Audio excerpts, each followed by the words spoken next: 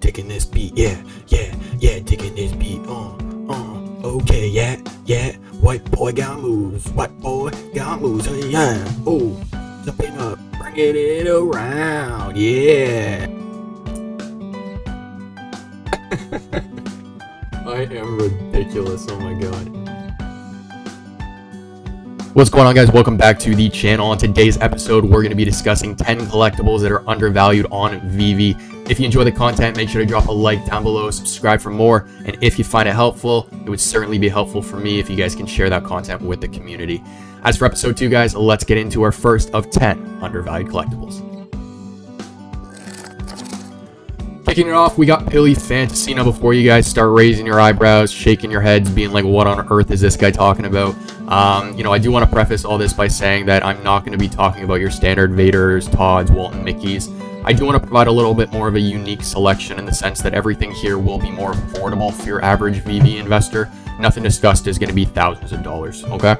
So kicking it off, like I said, we got the ultra rare Pili Fantasy statue. Now, I do believe this is a brand that kind of hit most people on VeVe with a little bit of culture shock, and it's not really surprising considering that this is an Eastern brand. Most people on the app right now are in the West.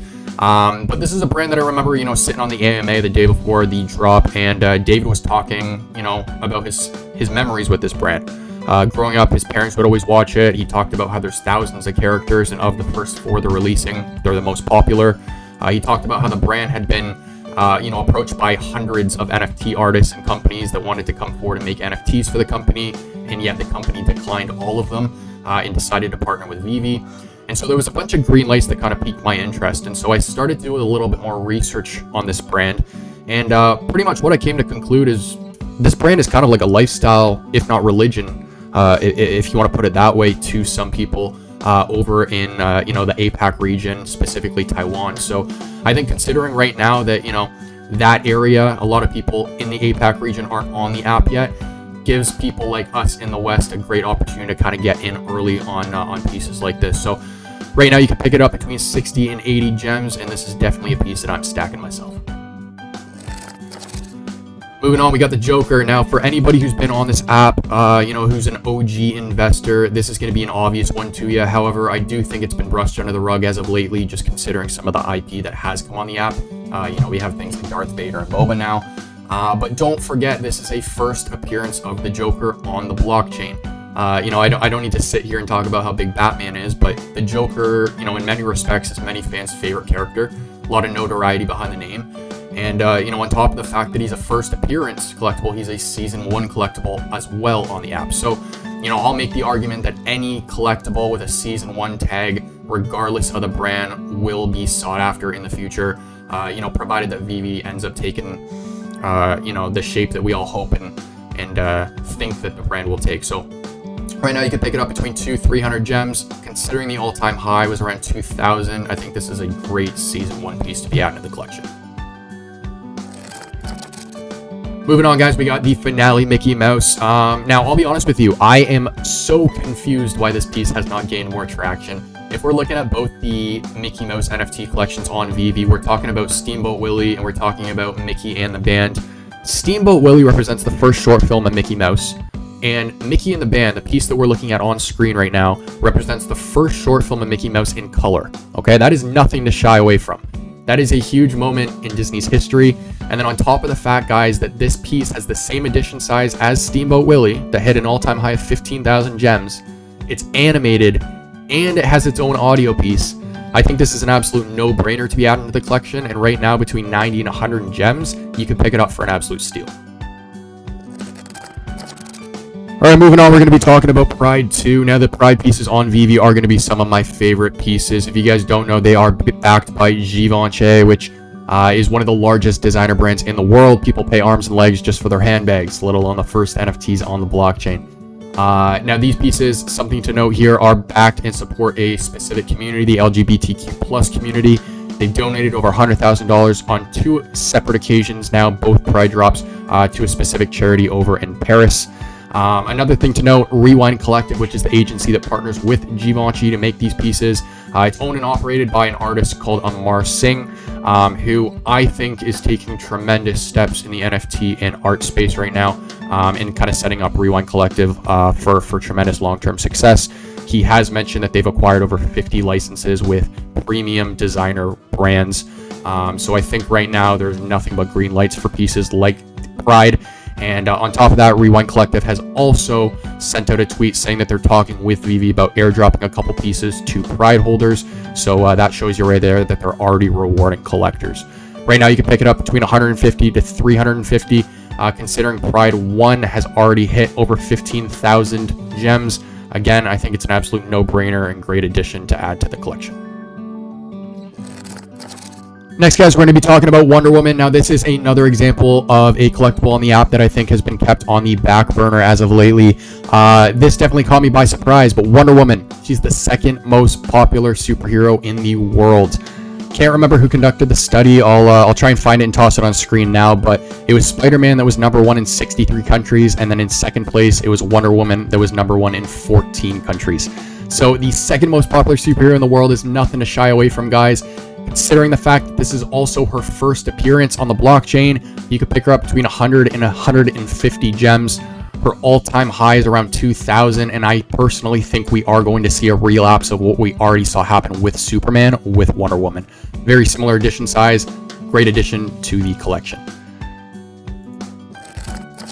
Next, guys, we're going to talk about the Star Trek Enterprise. Now, Star Trek is a hugely undervalued brand on this app. I'm just going to put it that way.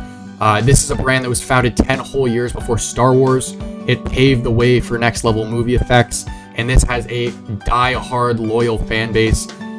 Star Trek is a brand that I grew up around. I didn't watch it, but everyone in my family did, so I certainly know of it. I know a lot of people love this brand, and the Enterprise is definitely a monumental piece that represents Star Trek. Considering the fact that, Dan and Al have consistently talked about gamification and how they want this platform to be like Ready Player One. Well, if you guys remember, the first key in Ready Player One that they were looking for was the race. He was driving the DeLorean, and the DeLorean is already on VeVe. So this is another vehicle that I think, if the team does this right and they add in utility or some sort of way for us to, use this Enterprise in a virtual space, I think rentability for a piece like this has tremendous value long-term as well. All right, next up, we're going to talk about the Ahsoka Tano lightsaber. So this whole series, guys, is extremely undervalued. David Yu has actually already come out talking about how undervalued Star Wars pieces are. But I want to talk about this piece in particular because I think it was Cavell Anderson, shout out to him. He did a video already reviewing a augmented reality lightsabers game. I think there's tremendous potential for pieces like this to be utilized inside of a virtual space as well as AR. And considering how cheap a secret rare is, between 90 and 150 gems, I remember being on this app back in 2021 when people were photoshopping pieces like this into the app, right? Being like, can't wait for the day this drops. And then next thing you know, pieces like this drop, they didn't sell out right away. And I think that kind of formed a little bit of negative stigma around this lightsaber series. So I think this piece has tremendous potential for long-term success. Lightsabers are something that people have inherently been interested in when it comes to Star Wars. And I think, again, when it comes to utility being added to pieces like this, there is so much the team can do with a series like lightsabers. Number 8, guys, is going to be Winnie the Pooh. Now, I'm not going to talk about Winnie the Pooh too much. This is a character we, pretty much all grew up with.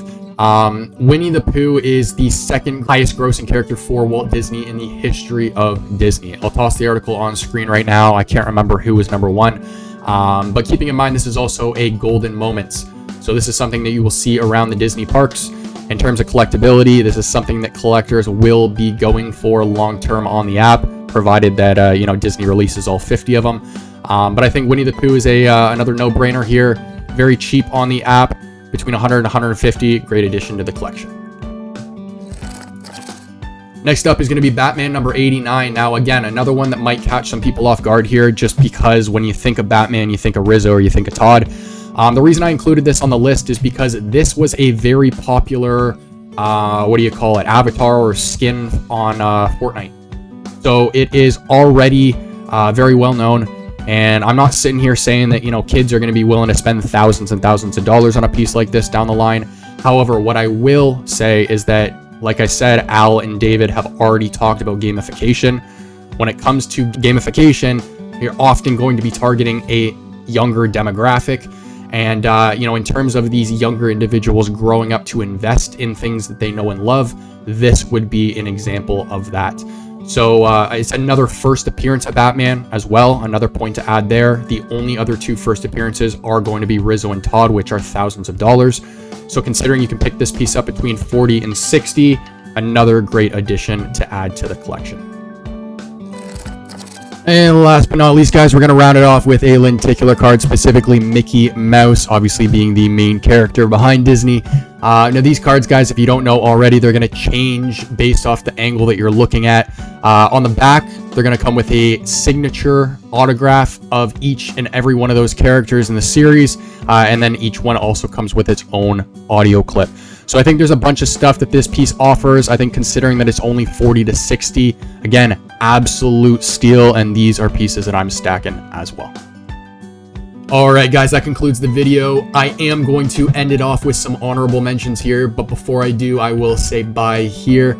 If you guys enjoyed the video, make sure to drop a like down below. If you want to see more, make sure to subscribe. And like I said, if you guys find the content helpful, it would really help me as a new channel if you guys can share that with the community. As for the end of this video, guys, here are some honorable mentions.